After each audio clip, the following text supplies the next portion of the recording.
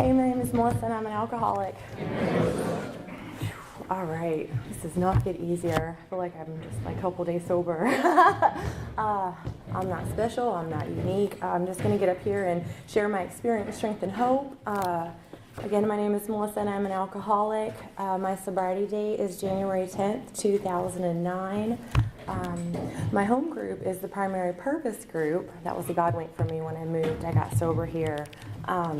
And we meet every Sunday at 6 o'clock. It's the closed meeting of Alcoholics Anonymous. It's a big book study. If you're ever in Jacksonville, North Carolina, I'd love to have you that way. I am involved with service work. I'm the treasurer for my home group. And I have a sponsor who has a sponsor, and I have sponsees who have sponsees, so I'm a grand sponsor. I'm getting a little lineage in my sobriety. But I'm going to do my very best tonight to let you guys know what it used to be like, what happened, and then what it's like today. And hopefully whatever comes out, God's got his hand on me, and hope to be able to deliver a message of hope, because that's exactly what's happened in my life. So what it used to be like, I was the oldest of three, and I was born in Atlantic Beach, North Carolina, and alcoholism and drug addiction infected my whole immediate family. Let's see, my dad was a really bad alcoholic. He was a mean alcoholic. He was mean when he was drinking, and he was mean when he wasn't drinking. I understand now what that is like, I remember just glimpses of things as a child. He was real strict with my mom.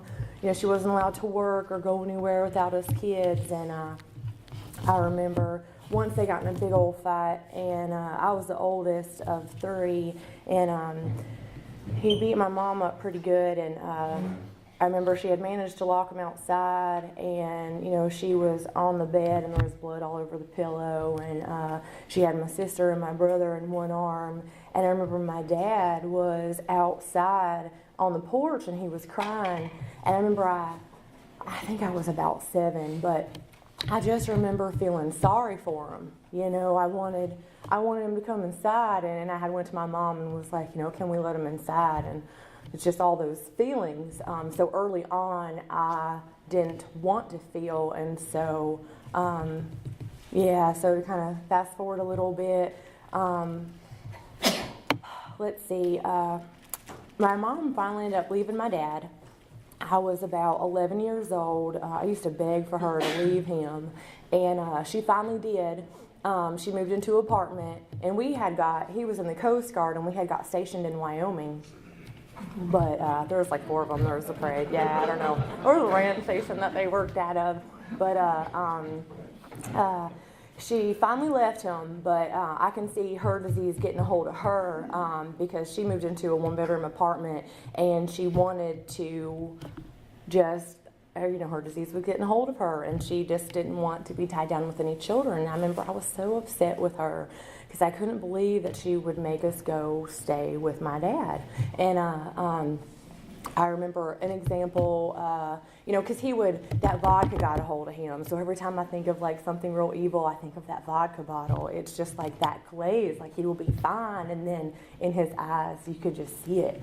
And, he would have his kids on the weekends, and he would just get so drunk, and he would cry because he would want my mom to come back, and she was nowhere around. And he ended up going back to North Carolina, because that's where all my family's from. And he was going to take all us kids with him. And my mom, she was kind of in and out, and I was so upset with her that she was going to have us go with him. And it turns out, his disease got a hold of him. So we got split up. I was about 12. My brother was little. He was only 6, so I just remember that little 6-year-old kind of leaving. And, he went to go live with my grandpa. My sister went to live with an aunt. And I had stayed out there in Wyoming with my mom because I missed that flight. I wanted to be with her. Well, she never came home. She started dating a lot of guys. So they were kind of in and out of the apartment. And I remember this was back before we had cell phones. I'm aging myself. But I remember, like, I had an attachment, which was hard in recovery, to like pick up the telephone, or when the telephone rings to answer it, because like guys would sometimes come over to the apartment and they would bang on the door, and then the phone would ring and she'd be like, don't answer it, and we'd have to hide on the couch. And it just, even sometimes still, like I have to have a calm ringtone on my cell phone because it'll just kind of trigger a little bit of that. But she wasn't around, and I'm about 12, so there's some neighbor boys that are living downstairs, and so they're having parties, and I'm home alone, so, I'm going to go downstairs, and I start drinking, and I loved it. I had a good time. I just remember getting drunk. I was missing school. Well, then I got placed on, CHINS, Child in Need of Supervision, because I was missing school. I think I had got an MIC, minor in consumption of alcohol ticket. I ended up getting a lot of those MIPs, minor in possession, minor in consumption. I think I probably got about 10 before I turned 18. But anywho, so then they started to kind of watch the apartment, and I couldn't get to school, and so they ended up taking me out of the house, and I got put in a group home. And so I stayed in a group home from the age of 12 until I was 18. So, I didn't really get abused. I got beat up a lot, like some of the girls, they would fight in groups. You think you get stronger from that, but whatever. And I would miss some school, and I would always get picked up at people's house, and then I'd have to go to jail because, I can't go back to the group home if I've been drinking. And so my mom showed up one time, and she's like, let's get out of here. I knew this was her doing her geographical change, and she's like, we got to get out of here. And so we got to go back to North Carolina. So she just picked me up at school one day, and we left. I was 17, and but then I had missed this boy that I was in love with, so I was in North Carolina, and I was a senior in high school. It was my second semester, my senior year, and I dropped out. I just left. I got a bus ticket, and I went back to Gillette, Wyoming, and I was only there about, a couple of weeks, and I got picked up at a party, and I had to go to jail because I'm a minor. I'm in the custody of the state, and I don't have any parents. So I got arrested, and I went to jail again, and the judge had given me like 379 days in jail, all suspended, or 279 days in jail, all suspended but the clause had to be that my mom had to come and get me. Well, she didn't come, so I had a resentment, but I was able to work through that with my steps later. And so, I sat in there until I turned 18 years old, and then I got released from the custody of the state of Wyoming. And so for the next couple of years, I really wasn't doing anything productive. I was just I was drinking a lot, I wasn't working, just a menace to society, really. We'd wake up in fields, drink a lot of tequila, vodka. Not proud of any of that. And then one day, I think I had a moment of clarity, and a small one. I didn't get sober then, but I think I was hungry and dirty enough, and so I was like, well, I need to get out of here and go back home to North Carolina. So I went back there, and I had decided to go to Jacksonville, North Carolina, and I had it in my head that I was going to get my GED and go back to school and be a dental hygienist. I had an aunt that was a dental hygienist. And, it talks about in our literature that, there were periods of sobriety and then matters grew worse. Well, I thought I had it together. I ended up getting my GED. I got accepted in the dental hygiene program. And I thought I had it together, because my dad, he was getting real sick. He was having DTs at this point. I remember he was by himself. He managed to retire from the Coast Guard, and I would go over there to check on him, and the electricity would be off. And one time he thought I was a vampire, so he threw the coffee table through the front window of the house, and he ended up having so many seizures and strokes. He went into a nursing home, and he passed away. This April will be 2 years, so he died because of this disease. But in case I don't get to it later, I did get an opportunity to make an amends with him, and it was a real powerful thing. I was able to sit down with him in that nursing home and tell him that I forgive him. for everything that happened, and I hope that he could forgive me for anything that I could have done to hurt him. I know some people don't get opportunities like that in sobriety, but I ended up, examples of just craziness. I was still drinking and partying, and I'd go out with the girls dancing, but like some of these clubs are open till like 2, 3 in the morning, but I'd get there and by like 10:30 I'm tanked, I'm puking in the bathroom, jumping in the car, driving somewhere else. I never could hang all the way. One time I trained it was like a half marathon mud run, and I decided to party all night long, and I woke up, came to with an ambulance with IVs in my arm. That was just, I think it talks about it in literature that, you just kind of get tight at the wrong moment. So I trained for a long time for this race, but no, I just had to put them down before I passed out that night. So in 2005, I graduated from dental hygiene school, and my mom got diagnosed with kidney failure, and so I always really wanted to kind of restore that relationship. And so I had moved up to Raleigh. This is 2005. My sobriety date is 2009. It didn't take too long. But I moved up there to kind of mend that relationship. And, our relationship is very toxic. There's a lot of outside issues. And I mentioned that I know out of respect for the Singleness of Purpose and Alcoholics Anonymous, but I always just say that because I thought I was different because, my dad was such an alcoholic. I had it in my head in the beginning that I didn't want to be one, but if I have outside issues, with drugs or boys or money, that's what I have a sponsor for to talk to. When you're in the rooms of Alcoholics Anonymous, it's about the solution to living life on life's terms without drinking, self-medicating in any way. Some examples when I got there, I had got my dental hygiene license, and I just, my disease started to get worse. Alcohol was all that mattered. I had a great job, and then I would start partying, and then I'd be like, oh, I gotta work, so I gotta be in bed by 10, and then 10 would be 12, and 12 would be 2, and then I'm like all geeked out, and it's like 4 o'clock in the morning, and I'm like, well, do I call or do I not show? And that's when you have a schedule of people that depend on you, that really affects a lot of people. I started losing jobs, and I started temping, which is a perfect job for an alcoholic because I don't have to be accountable. I could just show up whenever. They give me a check at the end of the day. But I ended up just more and more, I wasn't showing up for things. Some crazy, once it was St. Patrick's Day, and I remember I volunteered to help out with this Cheer America thing for all the little cheerleaders in this parade, and I got tanked the night before. I woke up, and then I felt so bad, I had to keep drinking, and I remember I was like on the border, and I had like this, my one job was this water bottle to make sure all the girls were hydrated, and I was just squirting them in the face and the hair. I mean, it was awful. And then by the time the parade got done, I bet it was only 10 o'clock in the morning, and so my aunt's there, and we start drinking. I have a seizure in the bar. I bet it's like 12 o'clock by this time. And then we go to her, house, and she's like, oh, well, she had this friend that was living in an Oxford house that she needed to get some things from. And so she calls him, and he's like, oh, yeah, I got a guy at the house. He's my new roommate, and he's Melissa's age. And so they just come over, and, then my aunt's like, and this is an example of my family that have to learn to love from a distance.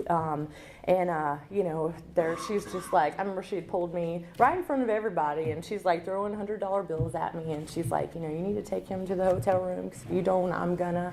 I only share moments like that. I'm not proud.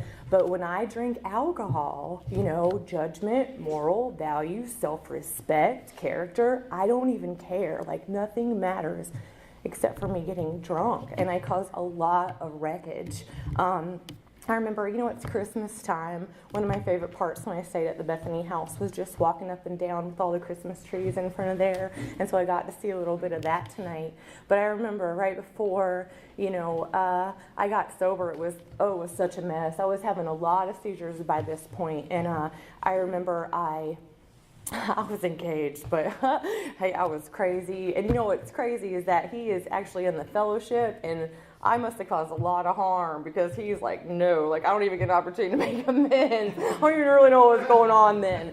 But for this church that I was like half involved with, they had this huge nativity for the walk through Bethlehem, and they usually have children be the angels, and they asked me to be the angel that year. And I mean, I was up there on that stage, or like, and there was a spotlight, and I was so drunk. And they would bring me cider, and they were trying to keep me warm. And, you know, I don't know if anyone knew how drunk I was, but that's horrible. Like, guilt, shame, regret. I got an opportunity later to make amends for that. But I was like a drunken angel. I bet there was probably 3,000 people that walked through there to see that nativity.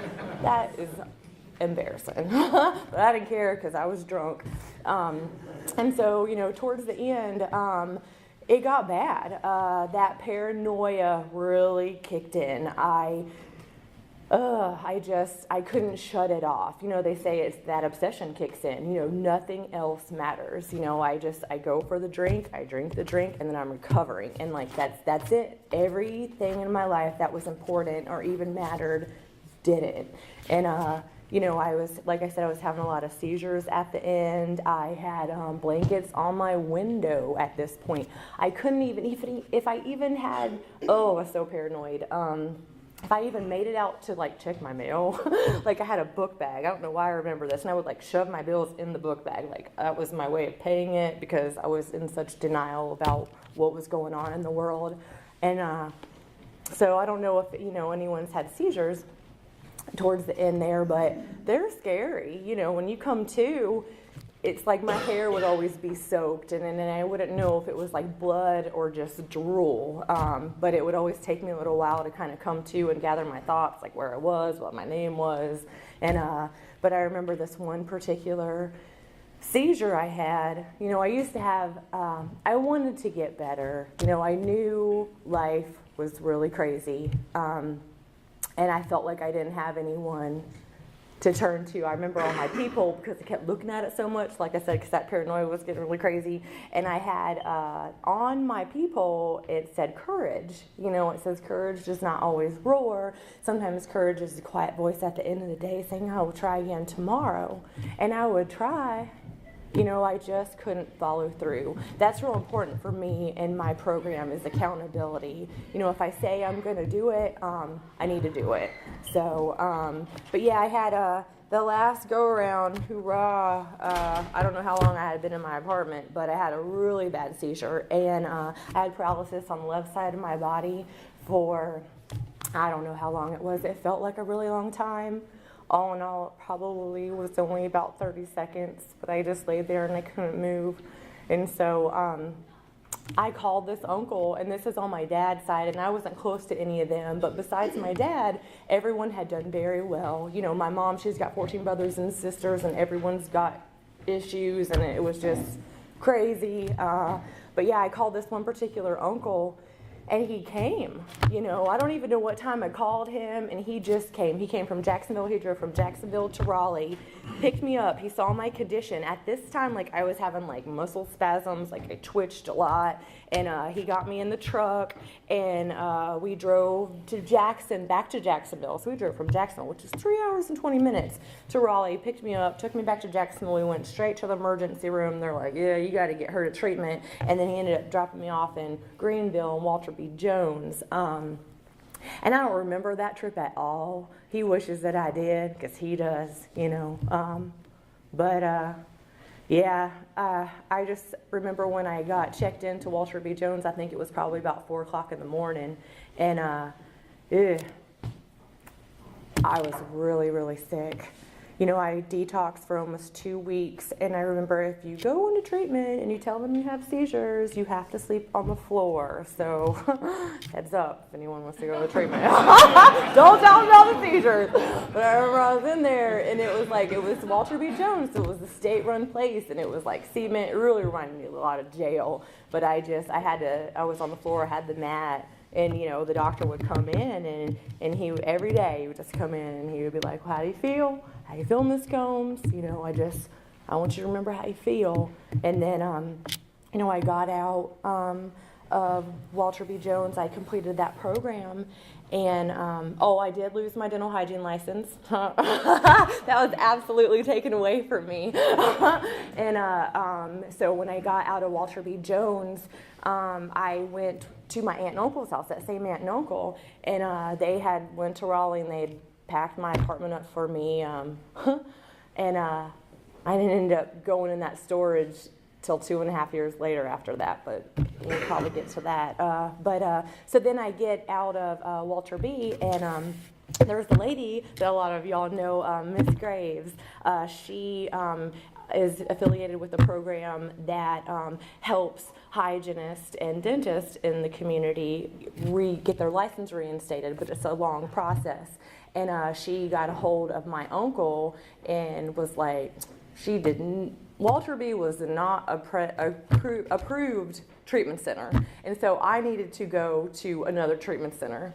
And at the time, I was very upset because I had only been out for 2 days and I did not relapse and I did not understand why I needed to go to another treatment center. But anywho, so I got sent out to Hope Valley, Mayberry, Pilot Mountain. And so, we're riding out there with my uncle. He's so great. Oh, I love him so much. He just showed up. I hadn't talked to him in like 6 years, and I just crashed his world. But he came, and he's a good man. And so we went out there to Hope Valley, and I'm not even joking you. I remember when we were driving on the interstate, there wasn't even like an exit sign. Like there was like a tree, and there was like wood, and it was like exit, and I was like, I didn't even know where we were going.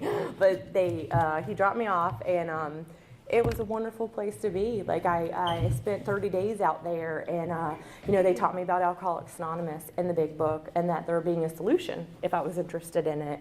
There were 2 women, and they were the angels to me. They shined a light of hope, because I didn't have that. I didn't even know what that word meant. And so then when I graduated from Hope Valley, it was suggested that I go to the Bethany House because I needed more time of being sober. Yeah, which is true. Time takes time. I hated hearing that in early sobriety, but doing reflection now, I absolutely needed the time. I needed the days, the hours of not drinking, doing normal stuff, getting dressed, taking a shower, going outside, But I got expedited from Hope Valley to here, and so I stayed in the Bethany House. I was supposed to stay there for 6 months. That was the deal at the time, but I know that was God doing for me what I couldn't do for myself, because if they had said a year at that time, I think it probably would have been too much for me to kind of look at. And so, but the Bethany House, it taught me a lot of stuff, structure. I didn't have any privileges. I didn't have a car. I didn't have a phone. I was put in a group of women with the same amount of sobriety as me. So we were all really, really crazy. But, there was accountability. We had a lot of chores. It helped me with meditation. Like, we all had to be downstairs, and we had to read our, meditations. Everyone had a book, and then say what we were grateful for. And, it taught me to be friends with women. It taught me how to dress appropriately. So it was probably a good thing I couldn't go back to my apartment and pack my clothes like I wanted to. It showed me, it showed me how real this disease is. There were a lot of girls that came in that house that didn't make it, and they would leave. It was a safe place for me to have length of sobriety. There wasn't any drugs or alcohol there. And I graduated after 6 months. I got a home group here. You guys are my family. So, when I got connected, I got a sponsor. And, I stood out the front and I shook people's hands as they came in. And I followed directions. Working with Taylor, I got to work the 12 steps of Alcoholics Anonymous, which when I moved, I had to get a new sponsor, and I currently still work the steps, but I got to do that with her. It's the Bethany House was a safe place for me. After I spent 6 months there, it was suggested that I stay another 6 months. And so I don't know if Cynthia's here tonight, but I had a total meltdown. And that's the great thing working with newcomers is because like today, I hope I get to share that life is manageable. Like whatever I'm walking through, it does not shake me up to where I'm just like crazy. But in early sobriety, wow, when they told me I had to stay, it was suggested that I stay 6 more months. And I had done everything right. It wasn't like I was misbehaving. I didn't relapse. I had a meltdown. I mean, I think I was like violently crying in her lap like a 8-year-old. I don't know. But she was just like, geez, is it that bad? And I was like, well, I didn't need that. But yes, so, I got to work the steps with, Talo. And I learned a lot. So, the steps for me, and not to skip over them, but, steps 1, 2, 3, I can't, he can, I think I'll let him. Unmanageability, absolutely. My life was a train wreck, but I needed to break the denial. I'm an alcoholic and I have to do things differently. I can't drink like regular people. And then came to believe that a power greater than himself could restore me to sanity. I like that word believe when I first came into the program. For me, my whole life, I just always wished things were different and I wished things would be better, but it's different. I've got to trust in my higher power. God, I call him Papa, but I don't want to turn anybody off from the God word, so I'll just probably say higher power a lot tonight.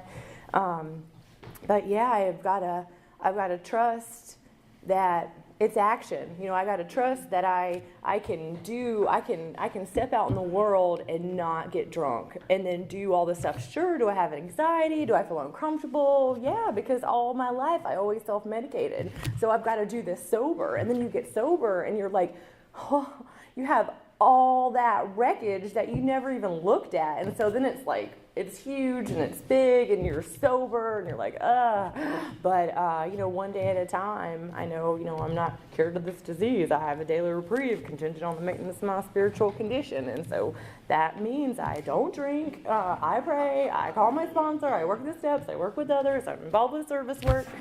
And you're like, how are you still sober a little over 5 years later? I'm still doing the same stuff that was suggested in the very beginning, and I'm afraid to do anything different.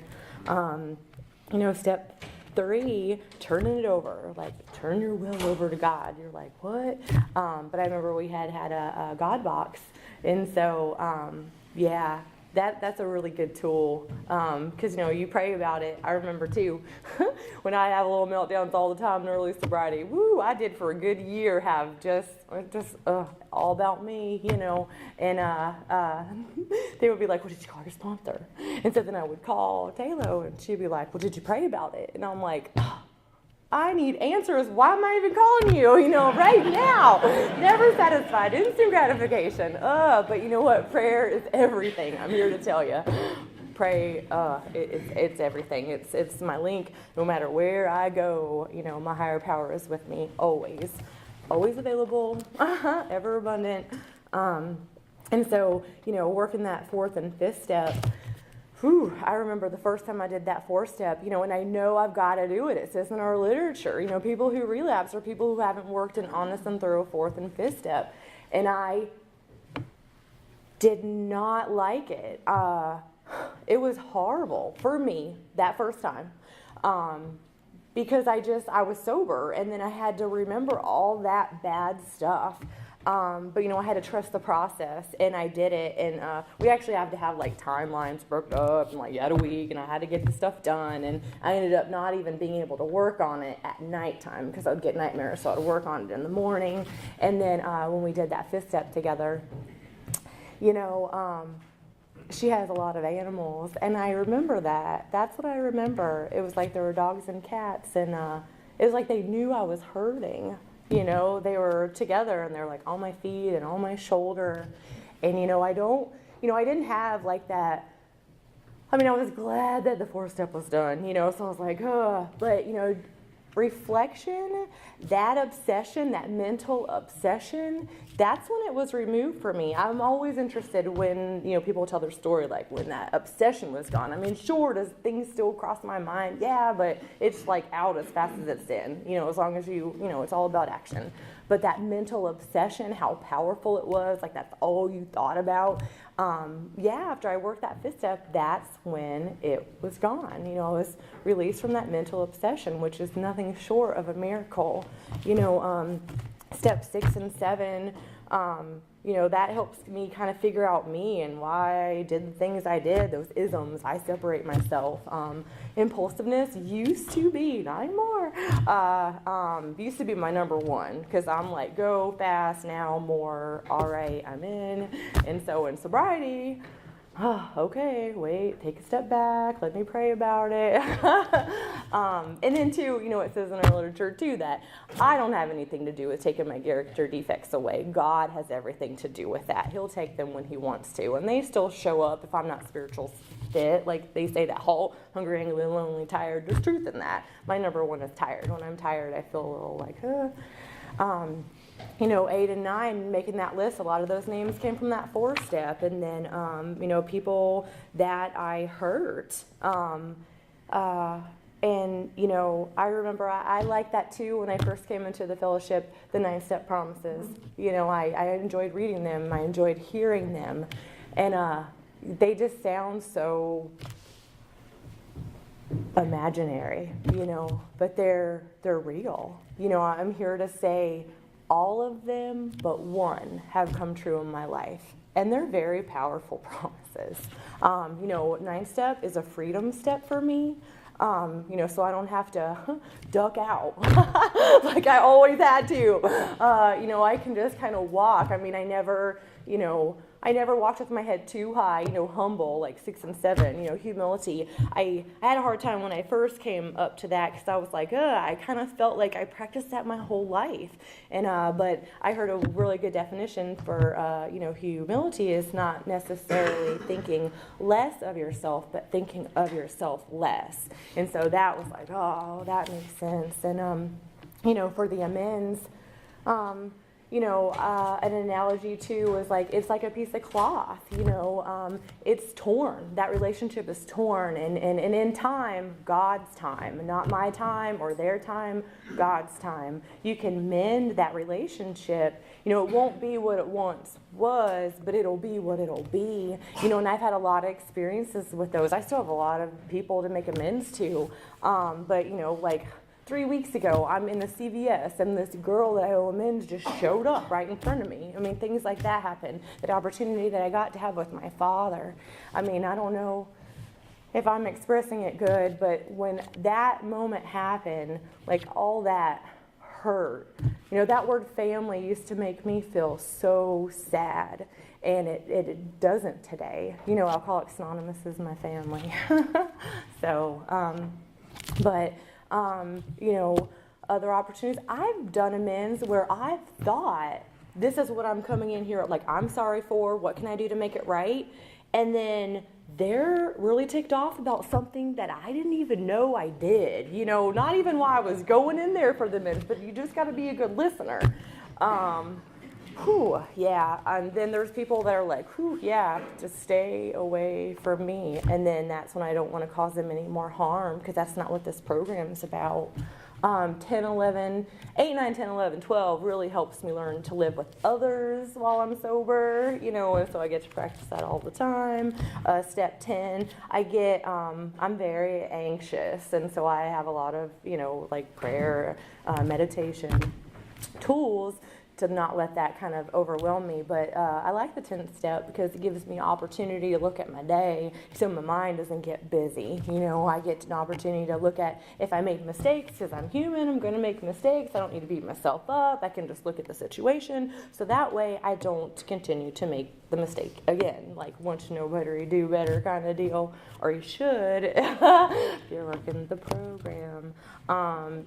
Steps 11, God's will, that I'm praying only for knowledge of his will. So, I have a lot of room for meditation. And then I'm interested in a lot of things. Prayer, I talk to God all the time. So, and I live by myself, so sometimes that's funny if I have company over there, like, who you talking to? I'm like, oh yeah. When I first got into the field, when I was first practicing, like prayer and talking to my higher power, for me, it was nature, and it was the sun and the moon, and it still kind of is, but I remember some days, at night, I would always, like when I stayed at the Bethany house, I would go outside and I would like talk to the moon, and I remember one time I was all on and upset, was arguing with this girl, and I was like, I just wanted to leave, but I knew I couldn't leave, and so I went outside and I was going to try and find the moon, and I couldn't find it, but then there was a shooting star, God winks, helps kind of direct me, God's will. Well, I don't know what God's will is all the time, but I know what it's not. So, and then too, I think God's light shines through others for me in my life, and so that helps me kind of be guided for things if there's big decisions. And working with others, that's huge. Like I said, it helps me be grounded. It's a wonderful spiritual thing, being able to work the steps and read the literature with someone else, especially when someone really wants it. It says that we need to give it away to keep it. And so that's what I'm to do. Things like this is way out of my comfort zone, but I know if I'm able, I need to be willing if I'm ever asked to do anything in Alcoholics Anonymous. So I've got a good foundation, I'm thinking, in life, a little over a year of sobriety. I've worked the steps the first time with my sponsor, and so I'm going to go to Jacksonville, North Carolina. And so my uncle, the same uncle that I just, he came and got me, that's God doing for me what I couldn't do for myself.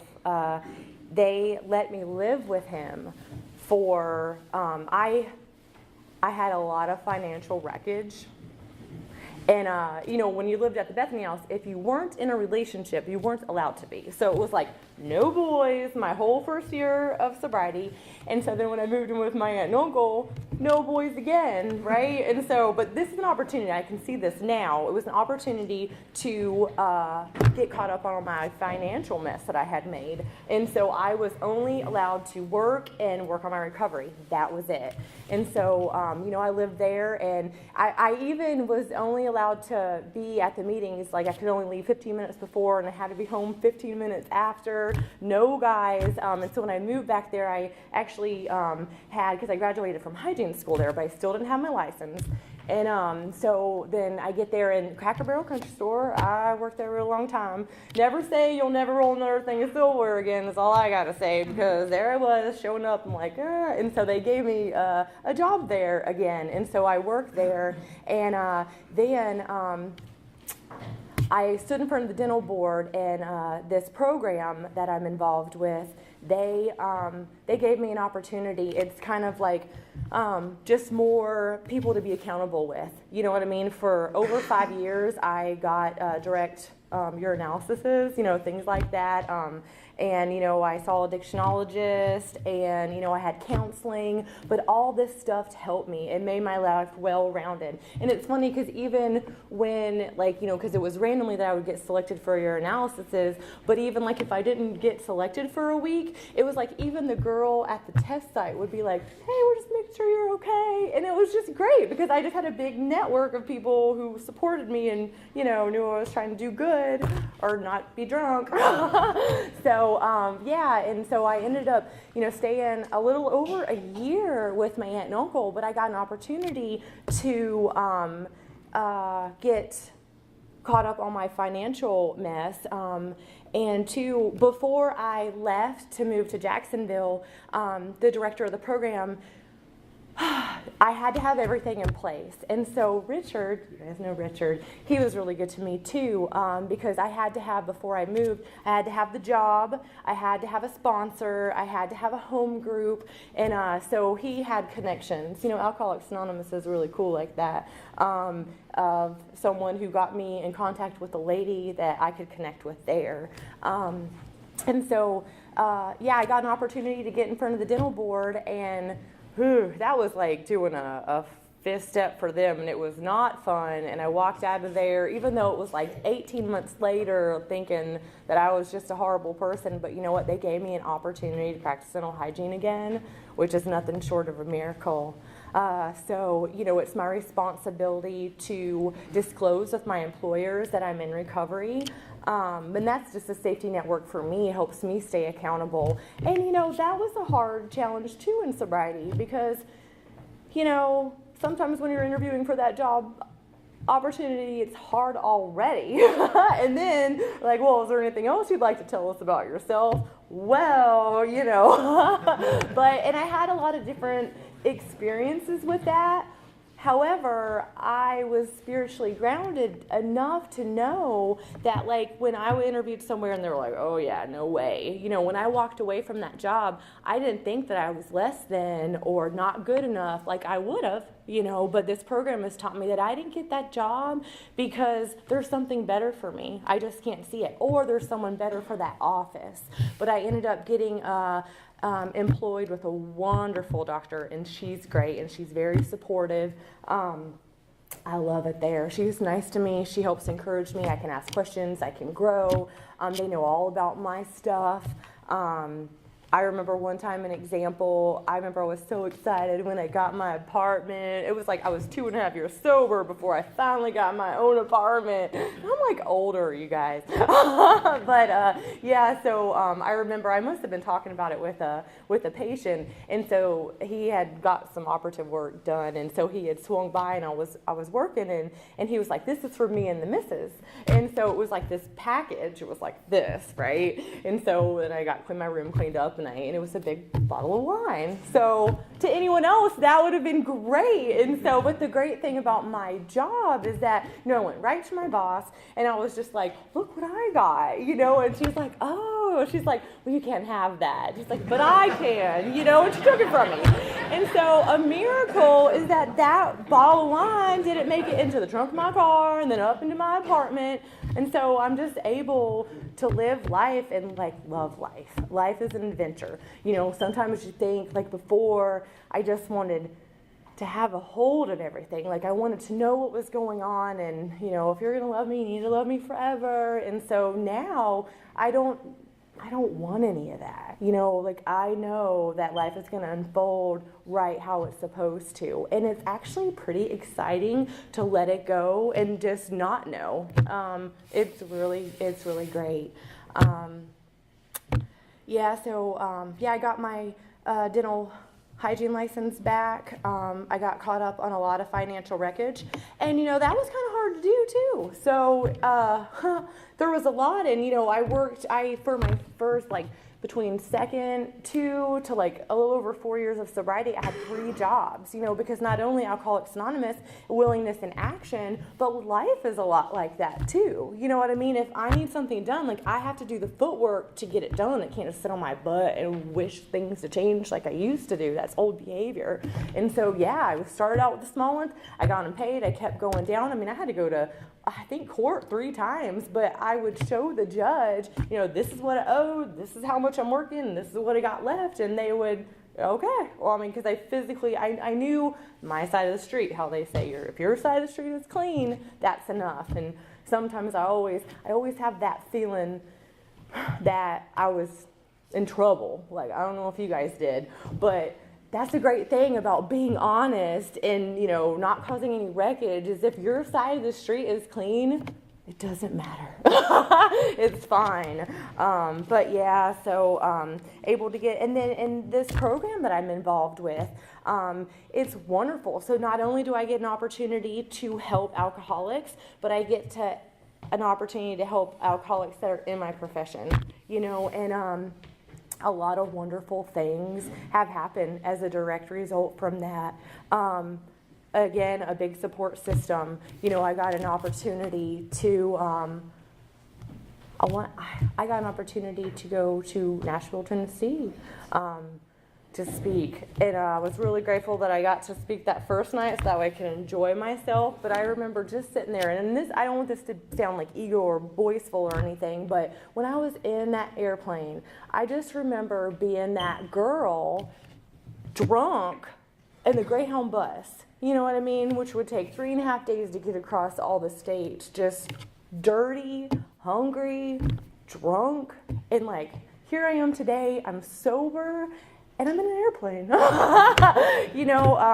I just can't go on enough about Alcoholics Anonymous.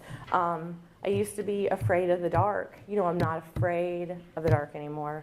I live by myself. I have an apartment, and at the end of the day, life is busy, but it's good busy. These are blessings of sobriety, direct byproducts of good, healthy living. This whole month, I think there's something going on like every day except for like the Monday before Christmas, but that wouldn't have been my life before I got sober. At the end of the day, I turned that light out after I said my prayers, and I'm not afraid. It's a really good life, and I'm really grateful that alcohol doesn't have a hold of me like it used to. But again, I love you guys. You're my family. This is where I got sober. It's wonderful too. The Bethany House. A great thing too is when you're a graduate there, like you can always go. Like you always have a place to stay. So if I ever find myself in a place in life where I feel like I don't have anywhere to go, I do. So thank you for letting me share my experience, strength, and hope.